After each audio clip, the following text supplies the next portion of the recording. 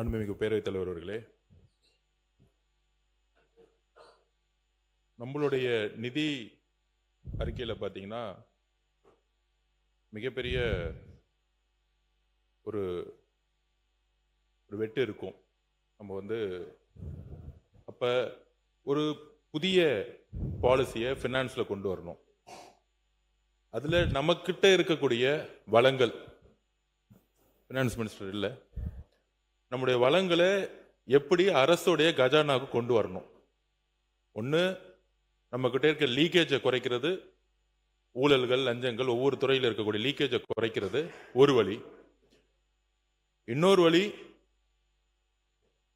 என்னுடைய பார்வையிலும் சரி அரசுடைய பார்வையிலும் சரி, அரசினுடைய வளங்கள் இன்றைக்கு உண்மையான நிலவரம் என்னன்னா அரசியல்வாதி கையில் இருக்கு. அது எந்த கட்சி கூட சொல்லணும்னு நான் சொல்ல விரும்பல, மக்களுக்கு தெரியும். அது முன்னாள் அமைச்சர்களாக இருக்கலாம், முன்னாள் எம்எல்ஏக்களாக இருக்கலாம், இல்லை அவங்களுடைய கண்ட்ரோல்ல. அரசனுடைய பிரச்சனை என்னன்னு சொல்லிடுறேன். அமைச்சர் தெளிவாக பேசுவார், அவருடைய உரையில பேசுவார். நாங்க புதியவர்கள், 100 நாள் தான் ஆச்சு. இங்க இருக்கக்கூடியவர்கள் யாரும் மைன்ஸோ இல்ல மணல் தொழிலோ செய்யவில்லை, யாருமே செய்யவும் போறதில்லை. உறுதியா சொல்றோம், எந்த தொழிலும் செய்ய போறதில்ல. அப்ப இன்க்ளூடிங் பிஎம்கே சொல்லிட்டு இருக்காங்க லிக்கர் எப்படி குறைக்கணும்னு. டாஸ்மார்க்கை பத்தி பேசுவாங்க. ஆனா அந்த டாஸ்மார்க் பின்னாடி நடத்திருக்கூடிய நிறுவனங்களுடைய உரிமையாளர் யாரு, பினாமி நிறுவனம் யாருன்னு நீங்க பேசணும். அரசுடைய பிரச்சனைகள் என்னன்னு தெரிஞ்சுக்கணும். அப்புறம் பேசுங்க. அந்த நிறுவனத்துடைய உரிமையாளர் யாரு, அவர் எந்த கட்சியில் இருக்கிறாங்க, அந்த எந்த கட்சி பாராளுமன்ற உறுப்பினராக இருக்காங்க, எல்லாருமே பேசணும். ஏன்னா எல்லாமே அரசுடைய ஒரு அரசு வந்த பிறகு, அதாவது கொள்கை ரீதியா பெரியார் கொள்கை, அண்ணா கொள்கை, எல்லா கொள்கையும் பேசி சண்டை போட்டு நம்ம ஆட்சிக்கு வந்துடுறோம். அப்படிதான் ஃபைட் பண்ணி அரசியல் வந்துடுறோம். ஆனா ஆட்சிக்கு வந்த பிறகு ஒரு டிரான்ஸ்பரன்சியான ஊழல் இல்லாத ஒரு நிர்வாகத்தை போக்கஸ் பண்ணோம். ஏன்னா மக்களுக்கு குறைந்தபட்சம் இப்பயும் 35% மக்கள் இன்னும் பாத்தீங்கன்னா குடிசையில் இருக்கிறாங்க, இன்னும் தண்ணி இல்லாம இருக்கிறாங்க, இன்னும் நம்ம ஒவ்வொரு வீட்டுக்கும் தண்ணியே கொடுக்க முடியல.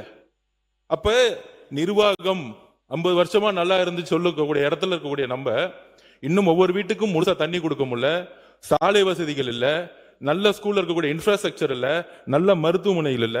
அப்ப நம்ம பொருளாதாரத்தை உருவாக்கணும்னா நம்ம கிட்ட இருக்க ரிசோர்ஸை கவர்மெண்ட் கஜானா கொண்டு வரணும். ஆனா அமைச்சருக்கும் சரி அரசுக்கும் சரி என்ன சிக்கல் அப்படின்னா, ஒவ்வொரு மாவட்டத்தில் இருக்கக்கூடிய மக்களுக்கு தெரியும், அது மணல் குவாரியா இருக்கட்டும், அது மலைகளா இருக்கட்டும், அந்த மலைகள்லாம் கண்ட்ரோல் யார் பண்றதுன்னா கேட்டா சொல்லிடுவாங்க எங்க கிட்ட ஆதாரம் இருக்கா. ஏன்னா அவங்க பேர்ல வச்சுக்கிறதே கிடையாது. நான் யார பத்தி பேசலையே, நீங்க பேசுறீங்க. நாங்க பொருளாதார கொள்கையை பேசிட்டு இருக்கோம். ஏன் ஜி ஸ்கொயர்னா அண்ணன் எந்திரிக்கிறாரு, மலை பத்தி பேசினா அண்ணன் எந்திரிக்கிறாரு. ஏன் பதட்டமாவாதீங்க, திமுக பதட்டமாவாதீங்க, எங்களுடைய பதட்டமாவும் இருங்க. ஆக்சுவலா பதட்டமாவாதீங்க. மலையை பத்தி பேசினா மணலை பத்தி பதட்டம் பார்த்தீங்கன்னா தைரியமா பேசுறேன், எனக்கு ஒன்னும் பிரச்சனை இல்லை, புரியுங்களா? நான் எந்த கட்சி பேரையும் பேசல, எந்த கட்சியை பத்தி நான் பேசல, எந்த கட்சி பேரையும் பத்தி பேசல, எந்த கட்சி பேரையும் பேசல. பொருளாதார கொள்கை தமிழக வெற்றி கழகத்துடைய புதிய ஆட்சி, எங்களுடைய முதல்வர் என்ன செய்ய விரும்புகிறாருங்கிறத நான் பதிவு பண்றேன். அதனாலதான் எந்த கட்சி பேரும் சொல்ல. எனக்கு சட்டசபையோட ஸ்பீச் எப்படி பேசணும்னு ஸ்பீக்கர் அவருக்கு கத்து கொடுத்திருக்கிறாரு. அதனால அதுக்கேத்த மாதிரியே நம்மளும் பேசுவோம். அமைச்சர் அவர்கள் நம்மளும் அந்த வாழைப்பழத்துல ஊசி இறக்குறாங்களா, அதுமே நம்மளும் பேச கத்துக்குவோம். ஓகேவா? அப்ப இந்த பொருளாதார கொள்கை எப்படி இருக்குன்னா, அரசுடைய அதிகாரத்தை அதாவது தேர்தல் வெற்றி பெற்று வந்த பிறகு நிறைய பேர் சொல்லுவாங்க என் பேர்ல ஒண்ணுமே இல்லை, ஆனா அவங்களுடைய குடும்பத்தில் இருக்கவங்க பேர்ல மெடிக்கல் காலேஜ் இருக்கும், இன்ஜினியரிங் காலேஜ் இருக்கும். இது எல்லாம் எங்கிருந்து வந்துச்சுன்னா, இந்த மாதிரி மலைகளையும் இந்த மாதிரி மைன்ஸ்லையும் பினாமிகளை போட்டு அதுல இருந்து சட்டம் சொல்லுது 10 அடி எடுக்கணும்னா 50 அடி கல் எடுக்கிறது, 50 அடி இடத்துல 200 அடி கல் எடுக்குது. என்னென்ன ஃபைல் போட்டுக்குவாங்க. கூடு சீக்கிரத்துல முதலமைச்சர் பண்ணுவார், எல்லாத்துக்கும் ஃபைனும் போடுவாரு, கைதும் பண்ணுவாரு, எல்லாமே நடவடிக்கை இருக்கும். ஆனால் நான் என்ன சொல்ல வரேன்னா, முதல்ல இந்த அரசியல் ரீதியாக வெற்றி பெற்ற பிறகு முன்னாள் அமைச்சர்களுடைய பினாமியா இருக்கக்கூடிய இந்த மலைகள்லாம் இருக்கு பாருங்களா, மக்களுடைய சொத்துக்களா மாற்றப்படும். அதான் அமைச்சர் வந்து முயற்சி செஞ்சுட்டு இருக்காரு. அப்படி பண்ணும் பொழுது சீல் வைக்கும் போது என்ன ஆயிடுதுன்னா, செயற்கையா ஜல்லியையும் மற்ற ரா மெட்டீரியலையும் அவங்க முடக்கிறாங்க. ஏன்னா யார் கண்ட்ரோல் இருக்கு?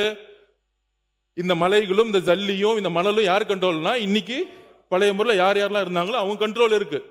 இவர் சீல் வைக்க போனா உடனே சல்லி கிடைக்காம பார்க்க, அப்ப ரேட் ஏறுது. உடனே இங்கிருந்தே நிறைய பேர் மெம்பர் சொல்றாங்க, நீங்க சீல் வைக்கிறதுனால ஜல்லி ஏறுது, மணல் விலை ஏறுது, கல்லு விலை ஏறுது. அதாவது ஆட்சியில் இவங்க தான் இருப்பாங்களாம், அதுக்கு லைசன்ஸ் கொடுக்கறது இவங்க தானா, மைன்ஸோட லைசன்ஸ் கொடுக்கறது இவங்க தானா, அவங்க குடும்ப உறுப்பினர்களும் தொழில் பண்ணுவாங்களாம். ஆனா ஆதாரம் இருந்தா சொல்லுங்க. மாண்புமிகு அமைச்சர்களே, முதல் இந்த பினாமியை பிடிச்சி உள்ள தூக்கி போடுங்க. அங்க அடிச்சா யாரு குரல் கொடுக்கறாங்களோ, அங்க அடிச்சா யார் எந்திரிச்சு பேசுறாங்களோ அங்கதான் ஆதாரம் இருக்கு. மக்கள் மன்றத்து முன்பு நாங்க ஆதாரம் கொடுத்துட்டா போதும், யாரையும் ஜெயில தள்ள வேணாம். எந்த தேர்தலையும் யாரெல்லாம் பினாமி நிறுவனங்களை உருவாக்கி மைண்ட்ஸை கண்ட்ரோல் பண்ண எந்த தேர்தலையும் அவங்க ஜெயிக்கவே முடியாது. எழுதி வச்சுக்கோங்க. முன்னாள் அமைச்சர் அப்படிதான் மதுரையில் ஒருத்தர் மைண்ட்ஸை கண்ட்ரோல் பண்ணாரு. டெபாசிட் வாங்கல, மதுரையில் ஜெயிச்சுட்டு வந்திருக்காரு. மதுரையில் ஏன் தெரியுமா ஜெயிச்சாங்க? முன்னாள் அமைச்சர் மதுரை இருக்க எல்லா மைண்ட்ஸையும் கண்ட்ரோல் பண்ணாங்க. அதனால தான் அவர் இன்னைக்கு சட்டசபைக்கே வர முடியல. இதுதான் மக்களுடைய தீர்ப்பு.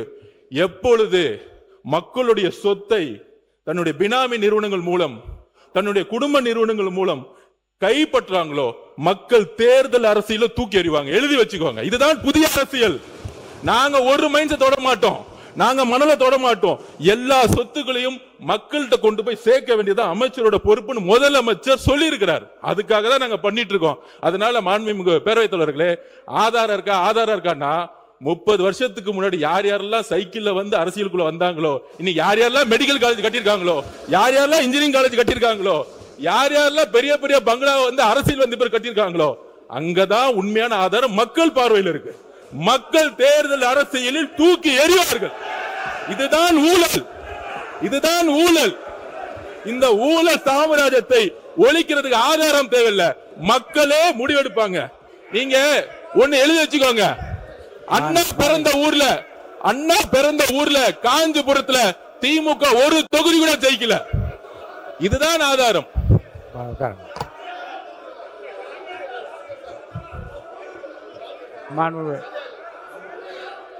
மாண்புமிகு அம்பேத்குமார் நீங்க பேசுங்க.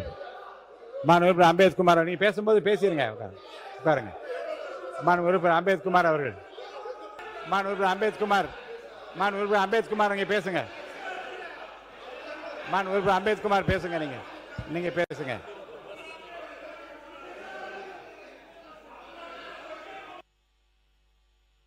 மாண்புமிகு அம்பேத்குமார் அவர்கள்,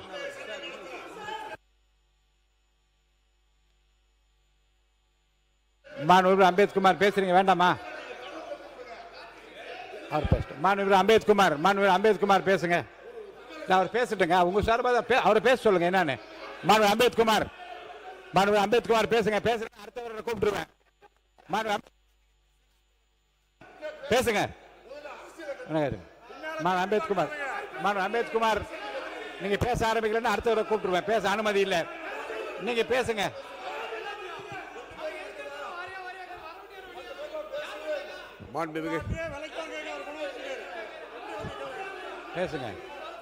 பேசுங்க.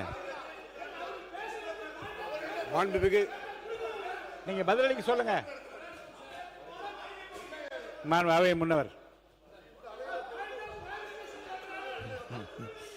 மாண்புமிகு பேரவைத் தலைவர் அவர்களே,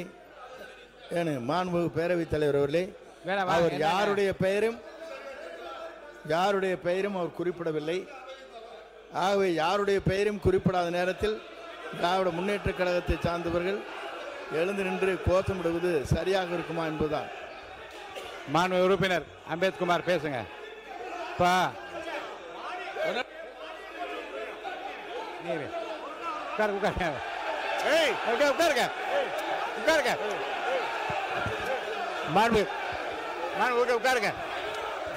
உட்காருங்க. தம்பி உட்காருங்க. நான் பேச உட்காருங்க. மாண்புமிகு உறுப்பினர் உட்காருங்க.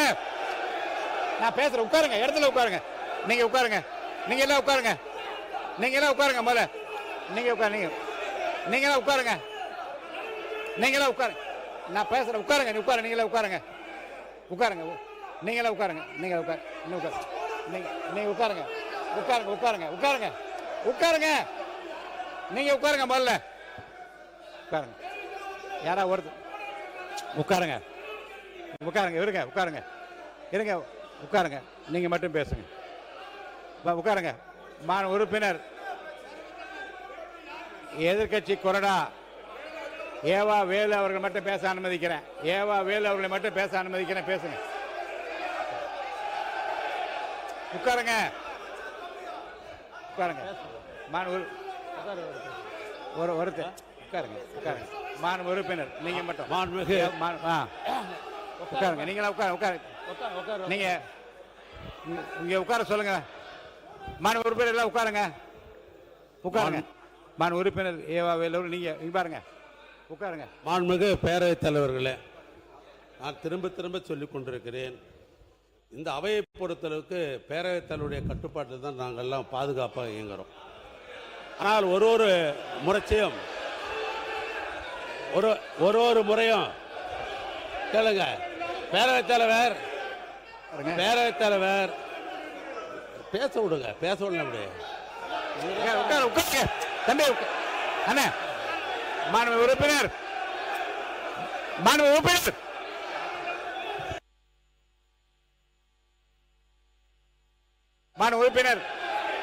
அமைச்சர் பெருமக்கள் கொஞ்சம் கண்ட்ரோல் பண்ணி எல்லாரும் உட்கார வைங்க. உட்காருங்க. எல்லாம் உட்காருங்க. உட்காருங்க. மாண்புமிகு அமைச்சர் உட்காருங்க. உட்காருங்க. அரசு கொறடா உட்காருங்க. அரசு கொறடா உட்காருங்க. உட்காருங்க. அரசு கொறடா உட்காருங்க. உட்காருங்க. உட்காருங்க. அரசு கொறடா உட்காருங்க. உட்காருங்க. உட்காருங்க. அரசு கொறடா உட்காருங்க. அரசு கொறடா உட்காருங்க. உட்காருங்க. இருங்க. உட்காருங்க. உட்காருங்க. உட்காருங்க. உட்காருங்க. மாண்புமிகு நீர்வளத்துறை அமைச்சர் அவர்கள். மாண்புமிகு பேரவைத் தலைவர் அவர்களே, பொதுப்பணித்துறை அமைச்சர் அவர்கள் யார் பேரையும் சொல்லாமல் சொன்னார்கள். அப்படி பேசியிருக்கும் போது இருங்க அவர் மாண்புமிகு உறுப்பினர் அவர்கள் அவர்தான் முதல்ல அவர் மரியாதை குறைவில்லாமல் பேசினார். இல்ல பொதுப்பணித்துறை அமைச்சர் அவர்கள் யாரு பேருமே குறிப்பிடல. குறிப்பிடாத போது ஏன் நீங்க எல்லாருமே எழுந்திருக்கிறீங்க? எதுக்கு நீங்க இதை பத்தி பேசுறீங்க? அவருடைய கருத்தை சொன்னாரு. அது மாதிரி உங்களுக்கு கருத்து இருந்ததுன்னா நீங்க தாராளமா உங்க கருத்தை சொல்லுங்க. நாங்க அது பதில் சொல்ல தயாரா இருக்கிறோம். எதுக்கு தேவையில்லாம இந்த பேச்சு வர்றதுனால தான் இந்த சபையோடைய எல்லாமே நமக்கு மாண்புமிகு சபாநாயகருக்கு நம்ம சங்கடத்தை உண்டு பண்றோம்ன்றது இந்த நேரத்தில் நான் தெரிவிச்சுக்கிறேன்.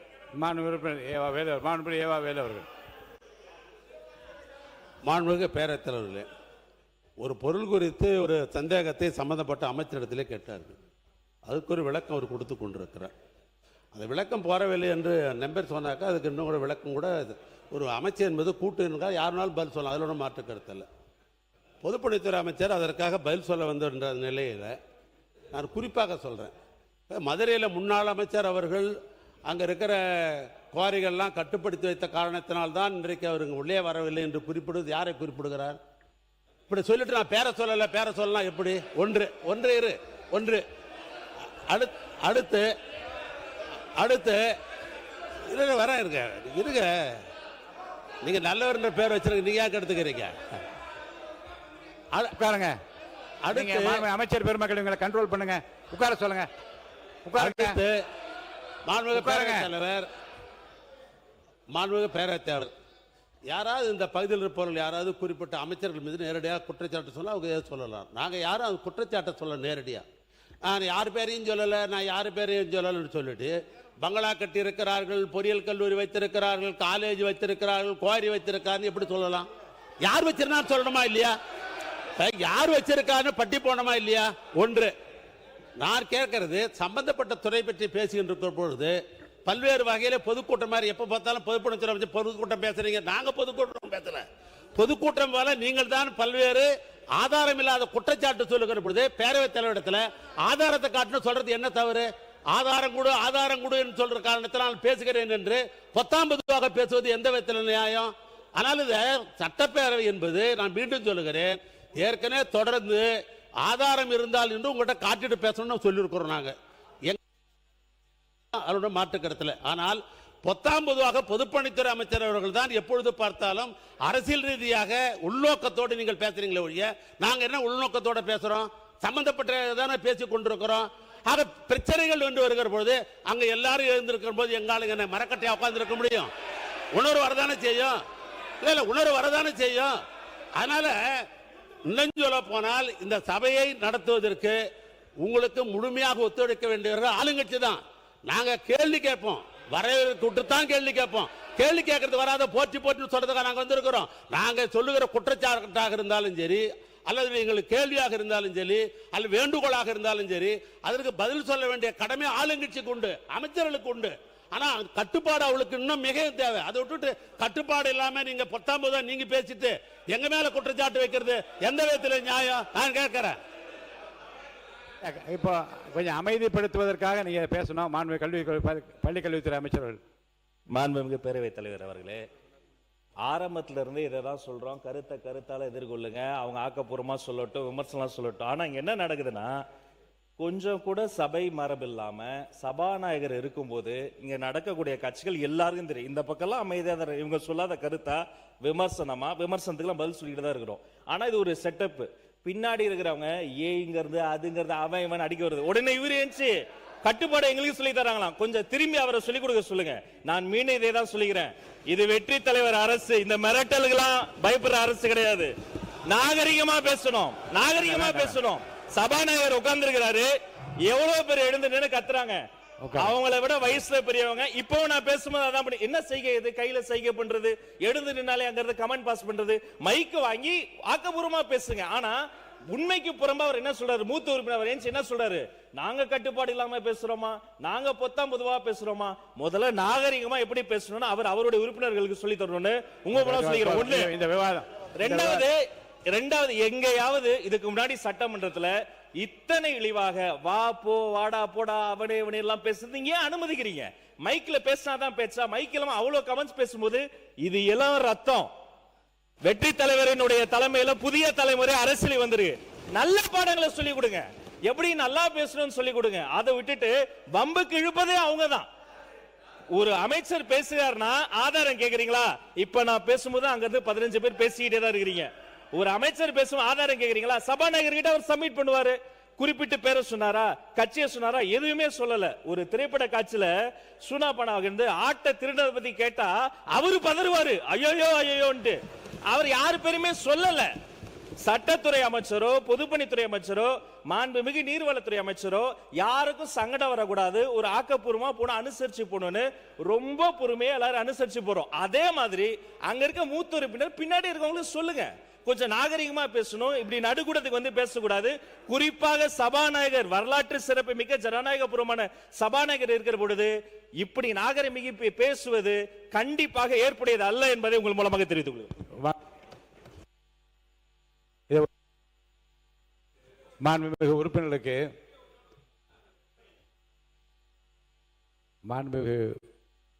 உறுப்பினர்களுக்கு நான் வருத்தத்துடன் ஒரு கருத்தை வெளியிட விரும்புகிறேன். மிகுந்த ஜனநாயக உணர்வோடும் அன்போடும் சபை கண்ணியத்தை மீறாமல் அனைவருக்கும் வாய்ப்பளித்து இந்த சபையை இப்படித்தான் நடத்த வேண்டும் என்று மக்கள் விரும்புகின்றால் என்ற அளவுக்கு நடத்த வேண்டும் என்று விரும்பிதான் இறைவன் அருளால் நம்முடைய முதலமைச்சர் அளித்த இந்த வாய்ப்பை சரியாக பயன்படுத்தி கொள்ள வேண்டும் என்று நான் விரும்பினேன். அப்படித்தான் இதுகாரம் நடந்தது. ஆனால் கடந்த 2 நாட்களாக நான் பார்க்கிறேன், சில உறுப்பினர்கள், நான் முன்னிலையில் அமர்ந்திருக்கின்ற மூத்த உறுப்பினர் நான் குறிப்பிட மாட்டேன், பின்னாலே இருக்கின்றவர்கள் தங்கள் இருப்பை காட்டிக் கொள்வதற்காக இருபுறமும் மேலே ஏறி எல்லைகளை தாண்டி இருக்கைகளை தாண்டி தாவி குதிப்பதும் கையை நீட்டிக்கொண்டு ஓடி வருவதும் தகாத வார்த்தைகளாலே காதுகள் கேட்கக்கூடாது, இந்த அவையில் கேட்கக்கூடாத வார்த்தைகளை ஒருவருக்கொருவர் வார்த்தைகளை வீசிக்கொள்வதும் மிகுந்த மன வருத்தத்தை எனக்கு ஏற்படுத்தி, பார்க்கின்ற மக்களும் இதை பற்றி என்ன நினைப்பார்கள் என்ற கவலையும் எனக்கு இருக்கிறது. ஏன்னா நேரடி ஒளிபரப்பு போய்கொண்டே இருக்கிறது. இதில் சாதாரணமாக மிக அமைதியாக இருந்த, நான் பெயர் சொல்ல விரும்பாத ஒரு உறுப்பினர் கூட, இன்றைக்கு பேரறிஞர் அண்ணாவின் பெயரை தாங்கி இருக்கிற அந்த உறுப்பினர் கூட இன்றைக்கு முதல் வார்த்தை அவர் வாயிலிருந்து வந்தது. நான் நினைத்தேன் இவர் கூட இப்படி பேசுவாரா நினைத்தேன். அப்புறம் இந்த பக்கம் பார்த்தால் அதே வார்த்தையில் திருப்பி வார்த்தை வருகிறது. முன்னாலே வராதீர்கள் என்று சொன்ன பிறகு நம்முடைய உறுப்பினர் ஆஸ்டின் அவர்கள் இருக்கை விட்டு எழுந்து வந்து இன்னும் அந்த எல்லையை தாண்டுவாரோ என்ற கவலையில் நான் ஆழ்ந்து கொள்ளுகிற அளவுக்கு வருகிறார். நான் எதை சாதிக்கப் போகிறோம், இது